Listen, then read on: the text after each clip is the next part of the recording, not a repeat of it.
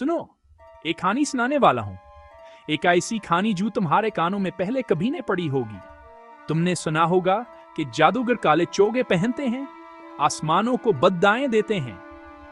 लेकिन कुछ जादूगर ऐसे भी होते हैं जो मोहब्बत में गिरफ्तार हो जाते हैं और अपनी तकदीर बदल देते हैं। एक खामोश धुंधली वादी में रहता था ज़ालर, एक ऐसा जादूगर जिसकी ताकत से सब डरते थे और खामोशी पर तरसखा थे। वो तूफानों से बातें करता, लेकिन इंसानों से नहीं। अस्कादल जैसे किसी ऐसे जादू में कैद था जिसे कोई तोड़ने की हिम्मत ना करता। लेकिन एक सुनहरी दोपहर एक गम गुश्ते शहजादी नूरस की दुनिया में आ गई। बहादुर, दाना, मेहरबान, उसके बाल जैसे सूरज की किरणों से बने थे। ज़ालर ने उसे कैद करने की कोशिश की, लेकिन नूरलहदा की आंखों में एक ऐसी चमक, एक ऐसी माफी थी जिसने ज़ालर के दिल के अंदर छुपे बर्फ को पिघला दिया। नूरलहदा ने तलवारों से नहीं लड़ा, बल्कि सच्चाई और मोहब्बत से।